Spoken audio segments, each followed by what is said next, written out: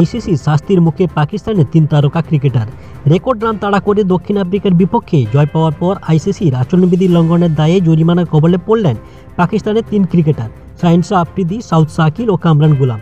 এদের প্রত্যেকে একটি করে ডিমেরিট পয়েন্টও দেওয়া হয়েছে। বুধবার করাচিতে ত্রিদেশীয় সিরিজের তৃতীয় ওয়ানডে ম্যাচে 28তম ওভারে দক্ষিণ আফ্রিকার ম্যাথু ব্রিডজকের রান নেওয়ার পথে ইচ্ছাকৃতভাবে বাধা দেন শাহিন শাহ আফ্রিদি।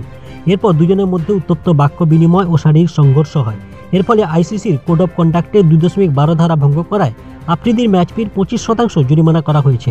অন্যদিকে 29তম ওভারে প্রোটিয়া অধিনায়ক টেম্বা বাবুমা রান আউট হলে তার সামনে গিয়ে অতিরিক্ত আগ্রাসী উদযাপন করেন সাউদ শাকিল ও বদলি ফিল্ডার কামরান গুলাম। আইসিসির 2.5 ধারা লঙ্ঘনের দায়ে দুজনকেই ম্যাচ ফির 10% জরিমানা করা হয়েছে। তবে 3 ক্রিকেটারই শাস্তি মেনে নেওয়ায় কোনো রকম শুনানির প্রয়োজন হয়নি। গত 24 মাসে তাদের কোনো অপরাধের রেকর্ডও নেই। এদিকে পাকিস্তান প্রোটিয়াদের বিরুদ্ধে 355 রান তাড়া করে নিজেদের সর্বোচ্চ রান তাড়ার রেকর্ড গড়ে জয় পেয়েছে।